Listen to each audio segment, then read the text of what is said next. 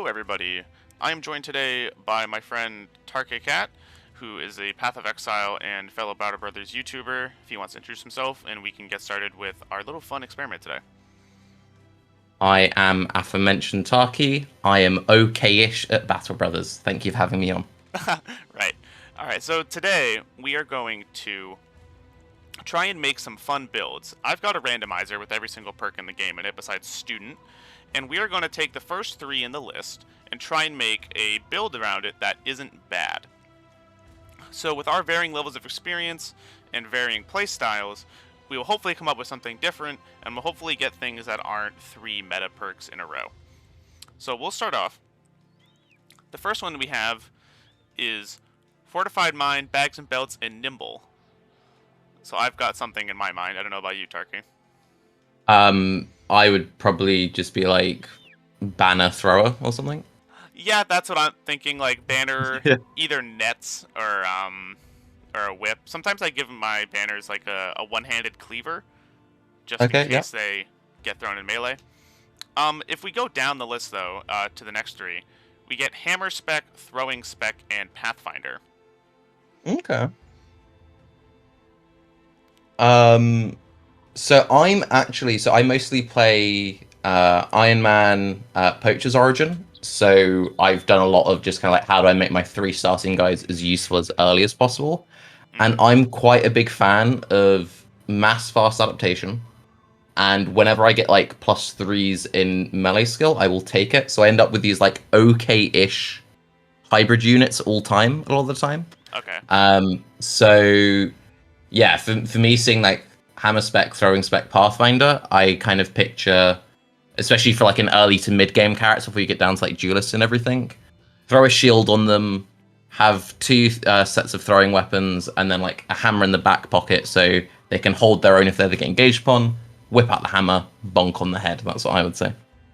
I think that's a good way to do it. Like it's a range character that when you have like a pocket two-handed hammer, so when they get engaged in melee, they can stagger, and thus they don't get bonked next turn first because they probably have low Yeah, melee yeah, defense, and it's kind of like a survivability is get another turn before the next enemy goes. I yeah. think fast adaptation is good there because their melee spec is never gonna be that good, like to where you want to use like a spear or something, but now we have hammer, so fast adaptation or maybe backstabber or something would be a good way to do that. I'd probably do something similar to you, I think. Okay. As I can't think of a when I would want a melee centric build that I would then put throwing spec on. That doesn't make a lot of sense to me. I think there's better hybrids out there than two-handed hammer plus javelins. Yeah. I guess you have to go. Well, I don't know. Do you think you have to go one-handed hammer? Because if you have throwing spec, you want duelist. Right, that's why I Yeah, said, yeah, I was saying like you start off until you get Duelist as just like a shield, yeah, and then they have the hammer in the pocket, and then I guess eventually you go for like if you get a good like one hand famed hammer or something. yeah, Um, yeah. I guess I didn't really think about that. The implications of throwing spec. Yeah, I think you're right. Okay. Our next three: duelist, executioner, nimble. I think this is a good Shamshir thing right there with executioner because I don't think the Shamshir gets a lot of love. It's not the most effective thing against any sort of undead. But a good Shamshir duelist can actually injure unholds, and I think I've injured a Limborn before, so it's definitely possible. yep.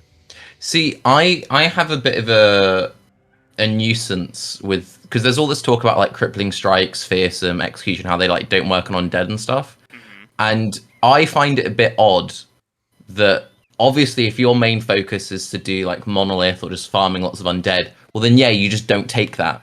But you wouldn't Hmm. be like, oh, fearsome's a bad trait. Yeah.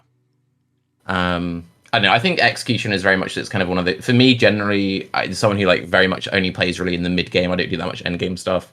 I'm focusing more so on like super defensive perks. But yeah, no, I like the idea of doing like a Shamshir kind of build with this. I think you could take it another way and make it a thrower, because duelist still goes with throwing. Oh yeah, actually, dude, that was super obvious. Yeah, these are like yeah, that was really obvious. We should have done that. Yeah, Um, I don't know. I've said this before. I think my problem with executioner and crippling strikes is I don't like it on like regular DPS builds because I feel like once you get an injure, the enemy is less likely. They could already have like less damage or melee skills, so they're less of a threat. Um, and I feel like it just makes.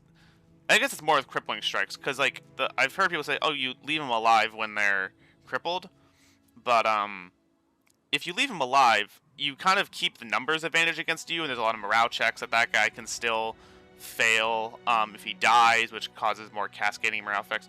So I feel like it's better to just kill these people. So I guess Executioner isn't so much of an issue, but Executioner coupled with Crippling Strikes kind of makes Crippling Strikes less, I feel like less worthwhile because they're not alive with the injury for longer. Unless that's your point, is to just DPS them down, but in which case just take Killing Frenzy and you don't have to worry about proccing executions at all. Okay, That's just me. or you can go really left field with it. I vividly remember because when I first started playing, I thought slings were really cool, but I was kind of disappointed that they weren't that amazing. Hmm. And I remember reading this write up from this guy who said that he purposely builds like crippling strike slingers because he likes farming the head injuries. Okay. So maybe that's the secret strat. I have done Headhunter sling hybrids, which are kind of funny. I think my worst fight with them was I fought a champion swordmaster and I'm like trying to throw slings at the guy and he didn't die. Yeah, I can see that. I wish slings were better, but you know. This is a terrible one. Bow Spec, Flail Spec, and Rally.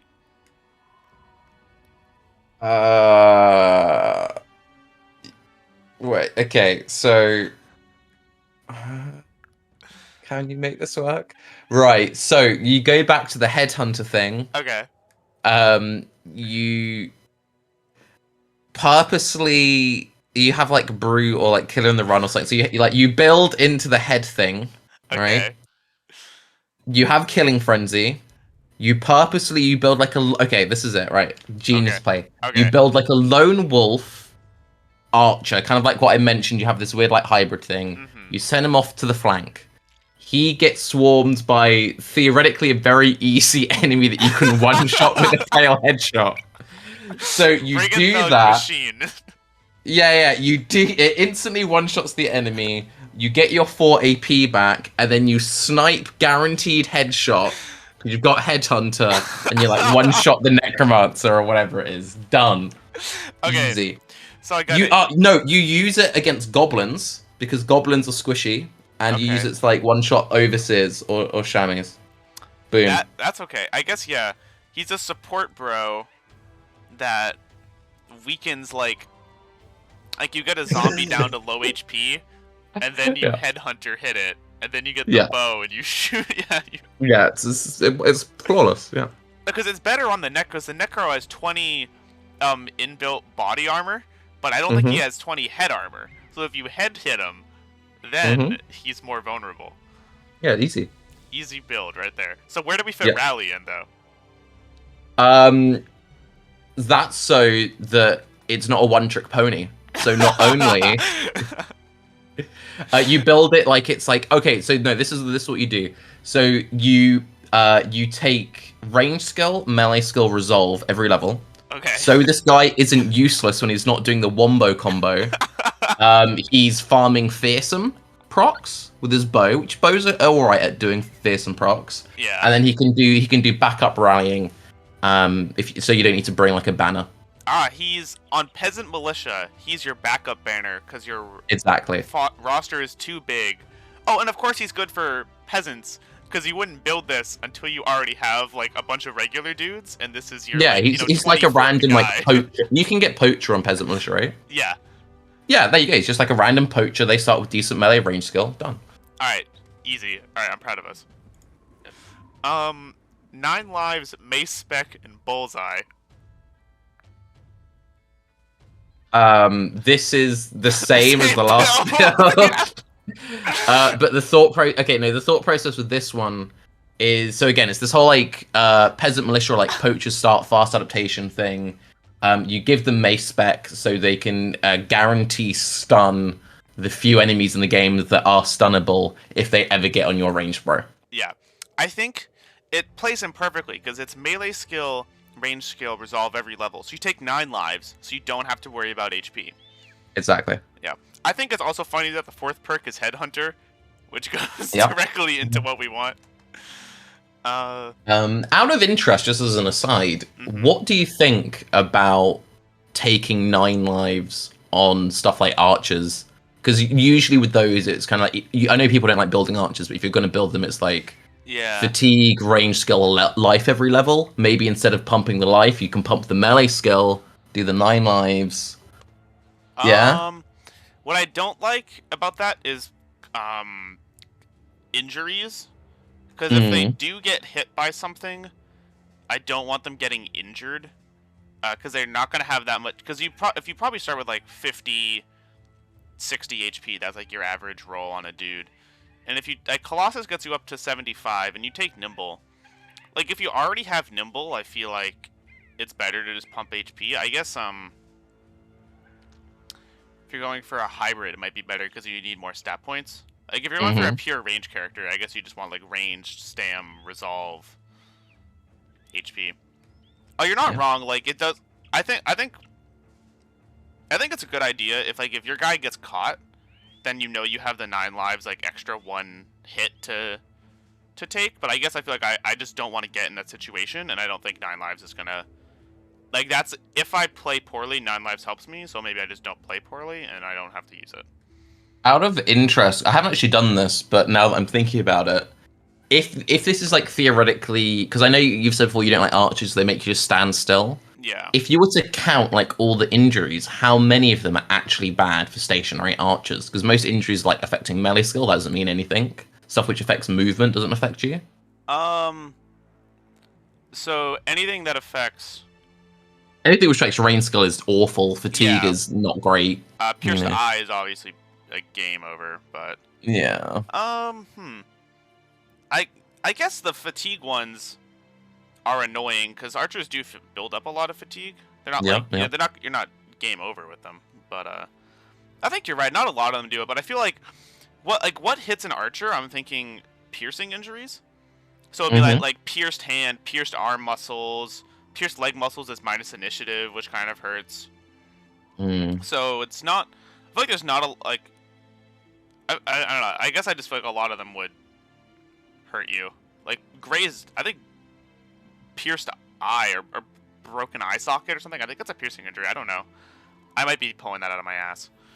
Uh, Well, as long as we agreed that everyone should take Mace, Spec, and Bullseye, that's fine. yeah, of course. Because again, Yeah. Bullseye is to hit the shaman who's behind the Yeah. other goblins with your headhunter. Exactly. I Exactly. really Yeah. feel like if we go to like 9 lives, Mace, Spec, Bullseye, Headhunter, Colossus, Pathfinder, Gifted, arguably Rotate, and then Quick Hands. Like of those 9, Rotate's the only one that I wouldn't take for this build.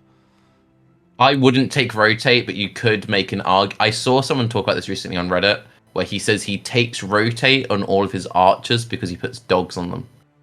Aha! Oh, see So that's even okay. See this does work then. And then of yeah, course next perk is Rally because you're going with the backup Bannerman. All right, Underdog, Fearsome, Reach Advantage. This sounds like a real build. yeah. What do you I, think I, of like the round swing and thresh abilities? That's the flail one. um. So I've started doing a thing where I'm only like I think I'm like 350ish hours in, so I'm still very much like learning. When I ascended to the godhood of wait, hang on, quick hands reach weapons on everyone. This is OP. I started trying to make things more interesting, so I tend to do a lot of like not hiring the same backgrounds, and when I can, I do different builds. Yeah. So with the way I play, I'm like more likely to do that. Hmm. That being said, I don't think I've ever used a two-handed flail outside of like cultist start because it just seems really inconsistent. It I think if you could if so many things weren't stun resistant, I'd feel a lot better about it because that's kind of like the one cool thing about flails is that like chance Yeah. to stun thing. Hmm. I think the other issue is that the AOE's don't get the plus 20 damage from the regular two-handed hits. Like Mm, your regular two-handed hammer hit just gets plus 20 damage, but the AoE doesn't get that.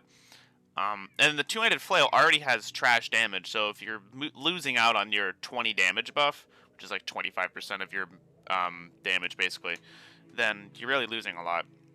Although I feel like these 3 perks are baiting us into saying round swing. Although I think it's probably like two-handed hammer or two-handed sword with the like to get underdog for the AoE and then reach advantage for the AoE. That I think is Why probably. don't you just do like two-handed cleaver or something as well with reach? Oh yeah, definitely could do that. Yeah, I was trying to get more out of underdog. Is you get surrounded for the AoE, true. which gets you that. I mean, of course, underdog is I think good on most frontliners anyway. I don't really I like underdog on most frontliners because I like to move I don't keep my frontliner in a static position. Like I'm not like, oh, you're always in the middle, so you don't need underdog. I just move him around based on what battle I'm in. So I feel like underdog is useful on all of them because any of them might be in a position where they need it at any given time.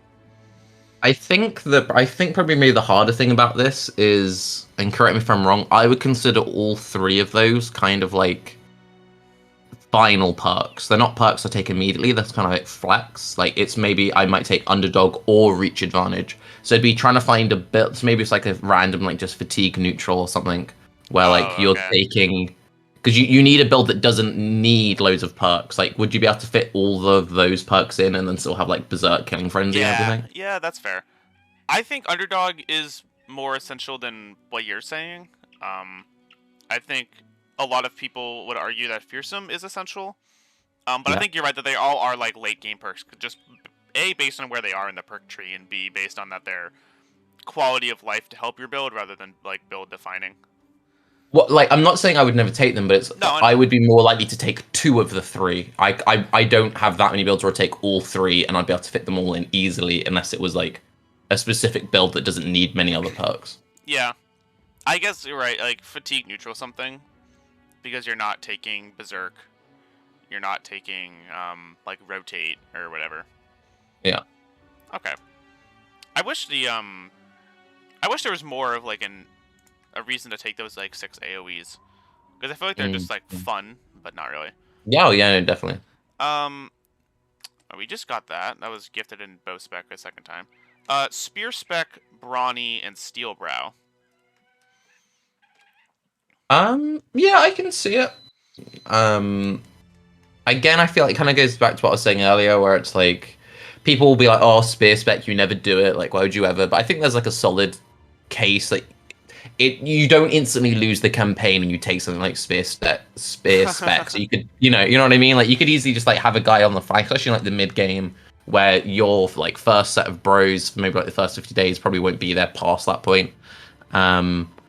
Steel Brow is kind of an interesting one. Like maybe Steel Brow Nimble, and you do stuff where like you wear a heavier chest than a lighter helmet or something. That's what I was thinking as well. But then Brawny kind of goes against that, maybe. Well, maybe not. Maybe what it means is what, like Nimble Forged or something? Yeah, like Nimble Forged with a stupidly light helmet, but like a 70 -0 helmet or something, and then Steel Brow to make up for that.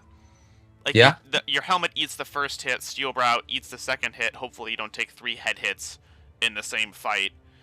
And Brawny gives you a lighter chest. Yeah, and like also like with the whole spear spec thing, it's probably one of those situations where it's probably a guy that you're using on the flanks like abuse AI. So he's unlikely to be taking loads of hits if he's doing his job correctly. Yeah. So he can afford to like get hit in the head a few times. Maybe you go like super extreme with it and you use the like Necromancer 40 hat that weighs nothing, so you can then put all of your durability into your chest. Yeah. Oh yeah, did I say 70 -0? That doesn't exist. Yeah, 40 -0 is what I meant. I think that's true. I think that's probably the way I would go about this. I don't think he's a very late game dude. Like, he seems like your starting companion with the 2 health stars and the good melees. Yeah, like that seems like this guy. Like, good enough. Or maybe like probably not a good use of your bear gladiator, but like somebody with good starting skill but not a lot of growth.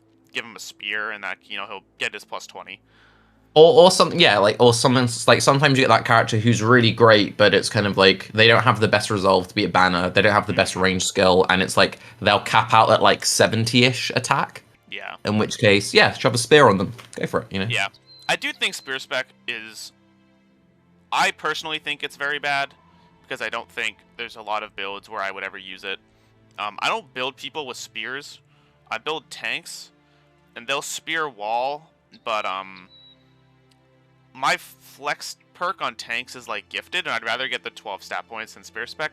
And I feel like they don't attack often enough to where I I, really... I would never take spear spec on a tank because they don't have the fatigue. That'd be my thing. No, Yeah. this would be morely like I, for example, in my current campaign that I'm doing, I'm like day 30 or something, and I had a random unit who was like one of my first hires, and he was like good enough-ish, and I was trying to decide, do I make like he wasn't good enough to be a solid tank, but he had like really good fatigue, and he had like pretty solid defense, and I'm like, I could make you like an okay-ish spear off tank that I can happily just shove on the flank. If you get hit a couple of times, you're fine, and he's still kind of filling the tank role by spear walling, manipulating enemy movement. They waste turns. It's kind of like the same thing as just blocking them down. I don't know.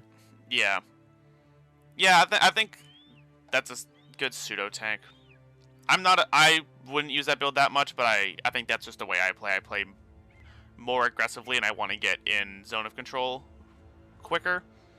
Yeah, In yeah. most fights. So, but I can see where that would be good. Uh, Overwhelm, Dagger, Spec, which go together. But then our third perk Yeah. is Brawny. Fourth is Battleforged, if you want to consider that. Mm, well, how much, like, what would we say is the minimum amount of fatigue that you have to get back from Brawny for it to be worth?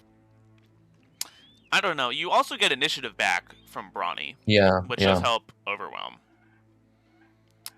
I don't know. I would think probably like like 12 fatigue, like would be the minimum that I would want to get from that. Mm-hmm.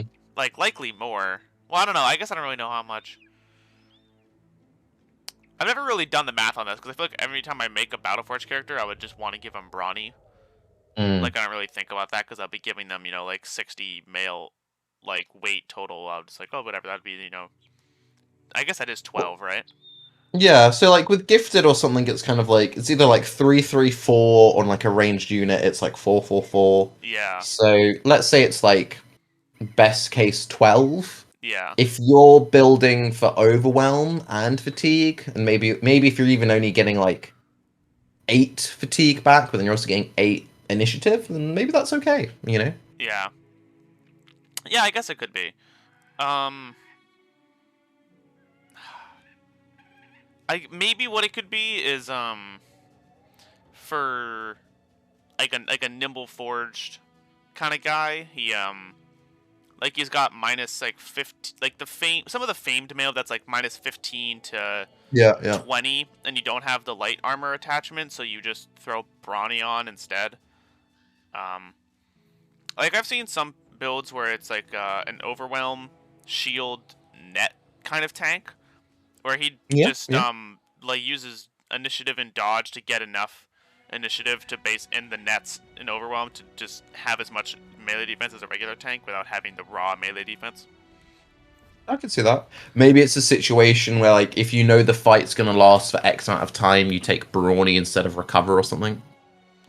Could be.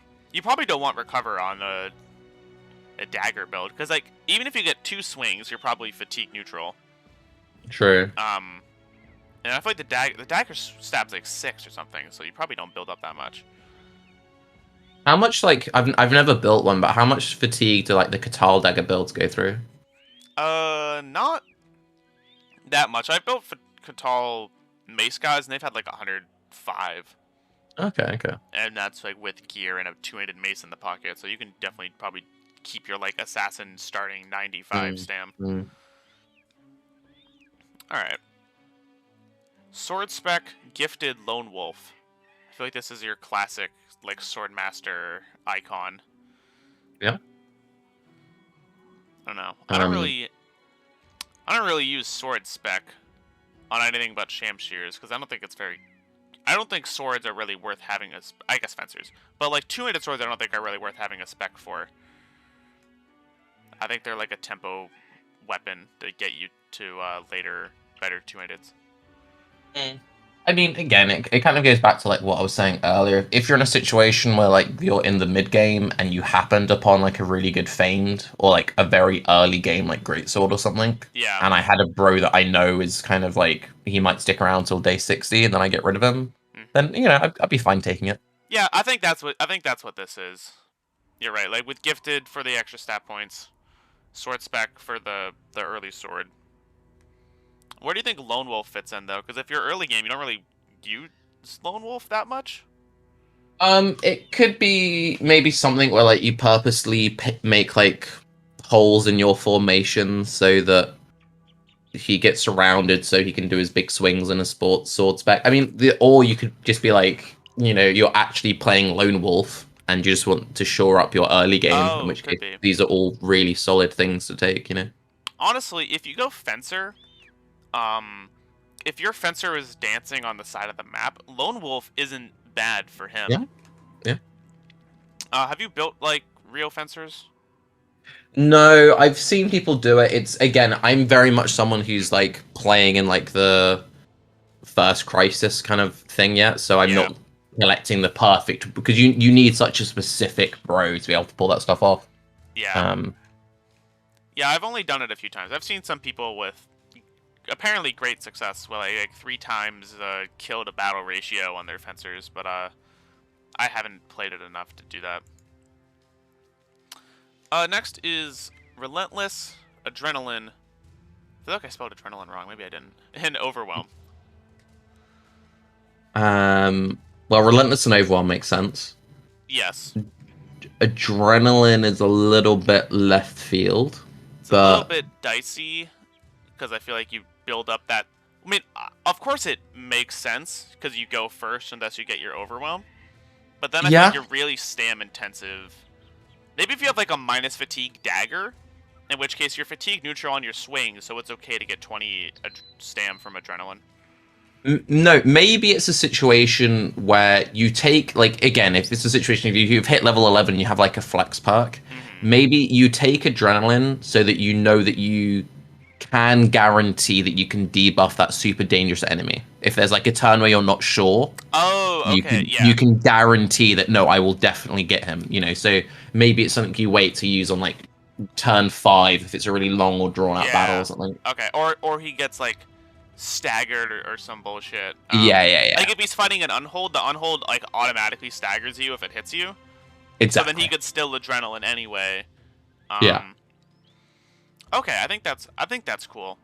Because I think Adrenaline and Relentless go together well, because you can still pass your turn without having to really worry about initiative order.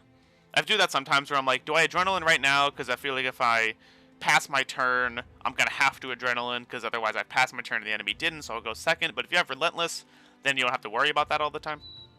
Yeah. So I like that's cool. Axe spec, flail spec, bags and belts. Dude, this is the roundhouse build again. Yep. The 6-man hitter. More seriously, I mean, isn't there like the perfect meme build where you guarantee the headshot with the flail, swap into the axe, bonk? That's what I was thinking. Is like you guarantee it, then you split man, and you get the. I was your duelist. Yeah, duh. I've made this build. I made a video on this build. But even with split man, because your secondary hit of split man could go to the head for the double crit. But yeah, the flail axe duelist is really fun. It's not that effective overall, but because I feel like it requires, I don't know, I feel like it requires a lot of like brute and still good melee spec and whatever, but it's fun nonetheless. Yeah, and like the bags and belts isn't terrible, because at the end of the day it's sort of saving you some fatigue and it gives you more flex slots for like, nets or whatever. I think it's good because you're already going to be taking quick hands on this build. Yeah, exactly. So if you have bags and belts and throw a net on there, that's fine. Or a hella shield or something, like you could just do that. That's kind of cool, actually. If you go down to 6, so you have dodge, killing frenzy, and duelist, all which would be part of that as well. Yeah. That works for us. Okay. Gifted recover crippling strikes. This screams early game build at me. This is that slinger I was telling you about, dude. The crippling slinger. Yeah. Okay. What else could there? Because I agree the crippling slinger could work, but do we have something else? I feel like you're trying to dismiss that build. No, I am Um, not dismissing the crippling slinger. Absolutely not. I mean, gifted is arguably a good perk on like every build, just Yeah. because melee defense is good.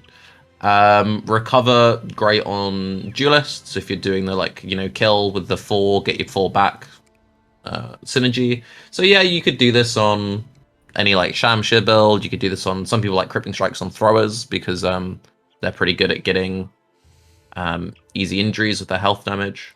I guess Yeah, this. Oh, sorry. Go Oh, on. on. No. Okay, I'm thinking like, what if you get like a really early, like good two-hander, a really good famed weapon, and then you give crippling strikes to it, like a mace or something, and then with crippling strikes, because you're fighting all the weak ass enemies on day 12, you actually get a lot more injures.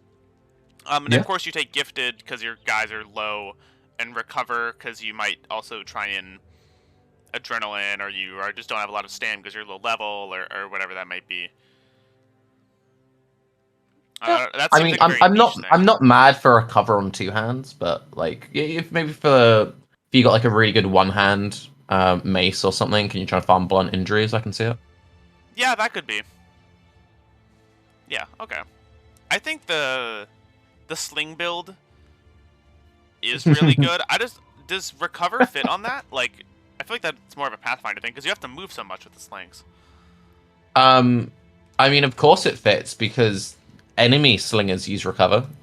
Oh, true. Nomad slingers use recover. Yeah. Yeah, you're right. Okay, I'm just thinking.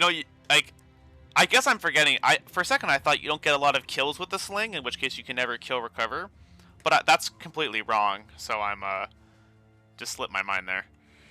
Yep. Let's do like 2 or 3 more. Spear spec, backstabber, and recover. Like spear tank or something. Yeah. I feel like if you're taking spear spec and backstabber, then you've got someone with like 0 melee skill. Yeah, probably. So early game fodder, but like recover is still there.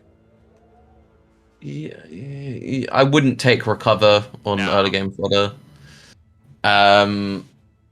For me, for like fodder units, it's kind of like fast adaptation, maybe 9 lives, and be like taunt.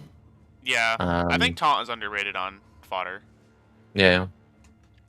If we go to the next 3, we have taunt, resilient, and adrenaline. What do you think of that? I quite like resilient. I think, again, keeping from the point of view of someone who's awful at this video game, who mostly builds Nimble bros, because again, I've mostly played in the early game. I think there's kind of like this weird thing where people are like, oh, Nimble's not that great because bleeds.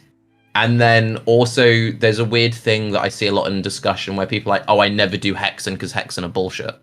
And it's kind of like, well, if you ignore all the fights where like this stuff is good, then obviously you don't get any value from it. Yes. But I know I think resilience fine as like a last perk. Yeah. Or sometimes when you're like you've just hit level 4, level 5, and you're usually like you've hit level 5, you're not entirely sure what to take yet. Maybe you just take student or whatever. I think resilient is kind of fine as a tempo perk if you know you're going to be going into certain fights. Okay. I know Deductor likes it on initiative builds. Yeah. Yeah. I think a lot of people discount Nimble. And I think my personal opinion for that is because there's a lot of old guides when Nimble used to be trash. Like if you watch all the Filthy Robot ones from like 3 years ago, pre-chosen or whatever, a lot of like Nimble was I think just worse than Battleforged. I didn't play at that time, so I don't really get it. But if you read all that old stuff, then you don't use Nimble. But I use Nimble all the time.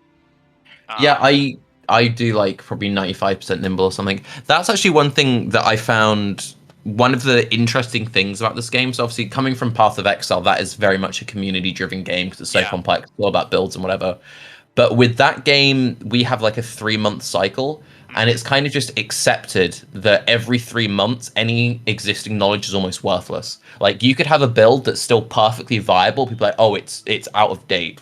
Whereas with Battle Brothers, there's like a lot of baggage in like these guides are really old, but people hold it as gospel, Mm-hmm. or that thing of like this is either viable or trash. It's that thing earlier of like, I said spear spec, oh, I wouldn't do spear spec, or like, oh, I wouldn't Yeah. do sword. But Mm-hmm. like, your campaign is still fine if you take those things. So yeah, I don't know. I think resilient kind of gets a bit of a hard rep. It's clearly there for specific fights that are irritating, but it's like people don't like doing spiders, so it's not that great. Yeah. They don't like doing hexen, so then obviously it loses a lot of value. But I Yeah. think even if it was only bleed, I think that's still good on nimble guys. I think and goblin poison is another big thing. Yes. Yeah. Goblins are annoying. Yeah. Yeah, I think like I agree with that. I don't fight Hexen. I think Hexen are annoying, and they're not that frequent. But I don't think it makes the perk inherently bad because I choose to avoid it. Like that's not the perk's fault that I avoid like Hexen fights or whatever. It's probably the single best. Well, this might be too far, but it's probably the single best perk for when you get the Spider Queen event. What's that? I don't think I ever got that one. Oh, it's you'll get like a contract to fight Hexen, and it's like a Hexen and like a million spiders. Oh god. Um, and you'll get the Hexen down. You're like, I'm good. We've done this, and then you realize you're like in a swamp, and all of your guys are poisoned, and you're like, uh-oh. That sounds. Um, I would hate that. Not in game. I would hate that in real life. Just having to sit through that. That's why I don't fight those fights. Is because they're just really annoying to sit through. Yeah. Saying that, I think that's the most memorable fight I've had in my 350 hours. I'm It was sure. realizing because I finally got the Hexen down, and I'm like, yes, and then I just realized that all my guys were super spread out in this swamp, and they're all poisoned. There's spiders everywhere. I'm like, oh no. Yeah. Our next three, and we'll make this the penultimate one. Anticipation, resilient, and rotate. So anticipation is interesting because I heard someone say this once is either you take range defense on everybody or you take it on nobody. Because if you have 20 and the guy next to you has 7, overall your team still gets hit with the same amount of arrows. It's just on a different dude. Yeah. So I don't put it on everybody. So thus I take it on nobody. So I know Deductor takes anticipation quite a lot. I tend to take because again I build nimble. I tend to just do dodge and be like that'll be enough that I'll have some range defense on everyone. Yeah. But if you're like sending out like you're purposely exposing like a flanker or something, I could see anticipation having some value because you're putting him like if you've got like a shield wall tank on the front and you're purposely sending a unit around the side, he's exposed. But then rotation isn't as great unless you're doing like dog rotate memes. I think dog rotate is probably better than footwork.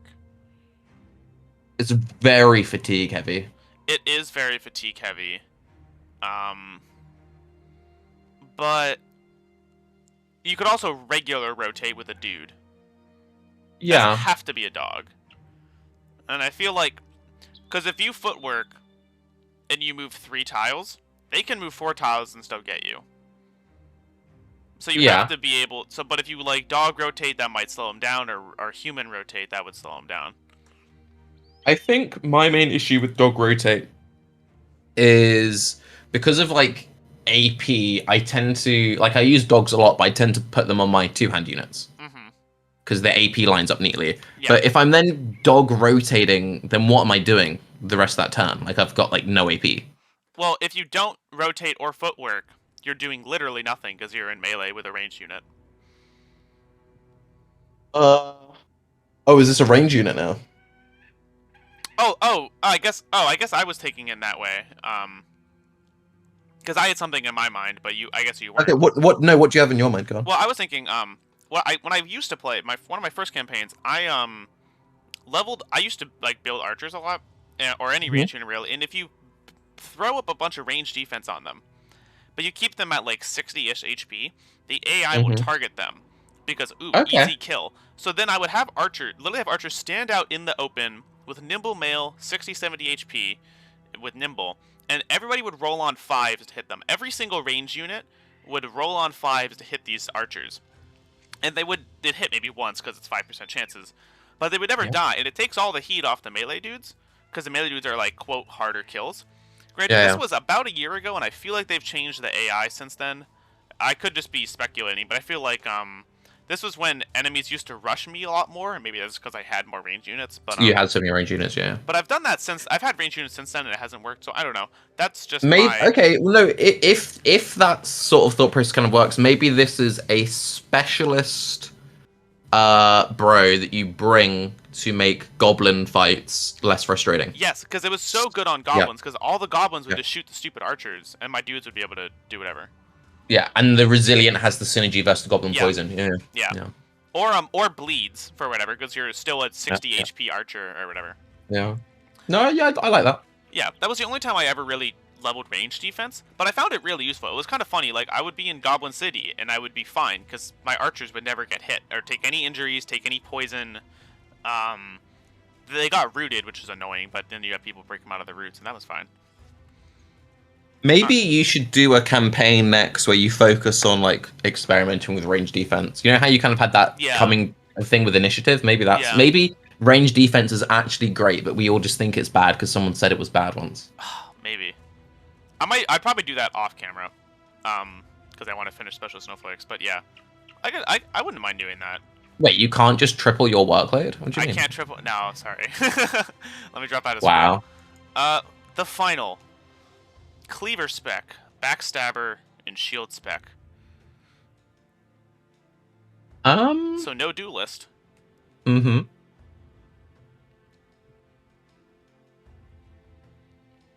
This is tough. If you okay, no, I think this is fine. This is for again. I'm going back to like that mid game thing. Okay. It's Okay. someone that you know won't reach level 11. Alternatively, if you're doing like manhunters and you've got someone capped at was it 7 they have on their indebted or something? Oh, dude, I know it. You're role playing a nomad outlaw with a whip, Boom. because that's what they do. Is they just Okay, Yeah. I think the whip is better than the cleaver. Yeah. Because I was thinking, because you said manhunters, and I'm thinking like, because if you just whip people, so you don't have to level melee defense, like ever, because shield spec Mhm. gets you 8 with a heater or something like that. So you can level melee skill all you want, and you have backstabber, which makes whip disarm not as bad. This isn't so terrible. Yeah, and also it's like it's in quotations kind of cheap if you're doing it on those like level 7 units if you're Yeah, sticking yeah. on Manhunter theme because all you then need is just the whip and the shield. Like you're not having to put like your best armor on them. Yeah. and stuff. Whip, shield, nimble, 115 mail, and you're fine. Yep. So that actually is the nomad outlaw, and those Mhm. guys are pretty. Issue is if you don't get the disarm, you're fucking useless. Because the whip isn't gonna do anything against armor. They whip is like no longer good against dice and stuff, right? What do you mean? I mean, it still hits them. True. Didn't they nerf it at some point? They or nerfed, am I imagining that? No, they nerfed the stam cost for disarm with and without spec, and they nerfed the hit chance with and without spec. But the regular like wacha attack is unchanged. Okay. So it just makes disarm harder. But you don't disarm a Geist, of course. Actually, if you disarm a Geist, what happens?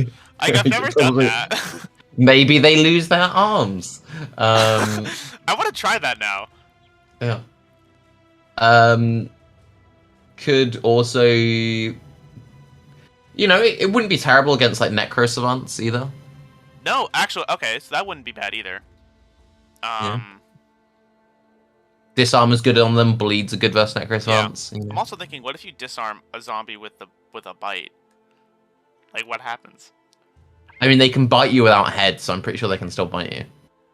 But you're disarming them. Right. Okay. All right. So anyway. decapitate a fallen hero and disarm him, and then maybe he can't do anything. But I'm pretty sure he can still bite you without his head. So, Okay. Yeah, I think you're right though. The Necro Savants, Geists, Manhunter. This is such a niche build, but I think that's kind of fun. Yeah. I've never really considered that, like a whip frontline. But maybe you can even make I them a fucking banner, like just throw rally on yeah, yeah, there or something. yeah. Okay. I do generally think that not enough conversation is given to origins when people talk about builds. Yeah. Um, like there's already an issue where it's very difficult, especially if you're taking like random YouTube comments or Reddit or forums or whatever, where you might be talking from the point of view of someone who's like struggling to get to their first crisis, and the other guy's like day 800 in a Yeah. cultist run. But Speaking of yeah, origins cultists, make a big difference. Okay, go on. cultist would work because you start with the whip too. Yeah, yeah, So you could like this would be like this is like level 4 right here. yeah. Whip, cleaver, backstabber, shield spec. Yeah, yeah. Okay. I think our best build today was the fuck. What was it? Like the flail bow. All right, yeah. Yeah. I honestly want to try that because I think that would be terrible. But I think it would. What do you mean? I don't know. Like okay, sorry. It would be so niche that it would very rarely work. But when it worked, I would be so proud of myself. It's the sort of thing that you make just you farm 100 hours to get the perfect scenario. You put a random like kill video on YouTube, then everyone wastes their time trying to replicate it. Okay, so well, what was it? I'm gonna write this down because I've got a peasant militia campaign going, and of course I can just like make it. Yeah, so it's a fast adaptation poacher. Okay. Who You got flail, headhunter, and bow spec, right? yeah. He takes random pot shots with bows. You purposely let like enemies get to him. By the time they've gotten to him, they've been like peppered down with arrows. Bonks them with the flail. He then gets his AP back, snipe lines up the kill. And we were saying you either use it in goblins to like one-shot overseers, or use it to like one-shot necros. Okay, so we've got Yeah. fast adaptation, berserk. Actually, what's I've got BB planner up right here. Okay, let's go. So we got fast adaptation, flail spec, bow spec. Yeah. We want berserk. Yes. We want killing frenzy. We want Yes. headhunter. Yeah. Probably want to go nimble. Okay, you got 3 perks left. You're gonna need gifted. We're gonna need quick And hands quick as well. hands. Yeah. Okay, gifted quick hands. And then. Oh, but he's got rally too. So Oh yeah. Okay. We probably want fortified mind somewhere. Okay, maybe we drop gifted and take fortified mind. Boom. This is a build. Yeah, it's great. All right, you're gonna see this on Special Snowflakes at some point. Yeah, I can see it. This will be legit. I think you should build it on your ongoing campaign as well, because you're poachers. Aren't yeah. I've legitimately done like the whole like thrower rally thing before. Yeah. I think it's dumb that rally costs 5 AP, but anyway. They nerfed it. It used to be 3. Yeah, that would make more. I don't know. I think it should be like 4 or something. Oh no, I think it used to be 4 is what it was. Yeah. I think they. Yeah, 5 is rough. They definitely no. What they did is they nerfed it. They nerfed the whip banner build because disarm was 5, so you could disarm rally, and now you can't do that. That's what it was. I think that kind of makes sense. Like whip banner was probably the OG build. But it does suck that now other rally builds are stuck with like a 4 AP attack and that's it. All right. Well, thank you for that. I'm definitely. You're very welcome. Gonna make that build. I'm looking forward to watching that YouTube video. Oh man! Anything else you want to say before we head off? I'm looking forward to finding out whatever the next DLC thing is, because didn't they say they were working something? I thought it would be yesterday. Yeah, I was hoping with the console. Yeah, I was hoping that'd be at the same time too. I was thinking like, man, should I take work off? No, but I didn't do that. Oh man! All right, so that's great. Everybody, Tarke's channel will be in the description of this, and I'll link him on my channel's page as well. So everybody go check out his stuff. His Battle Brother stuff is pretty cool. And I will see you guys in the next time. Peace out.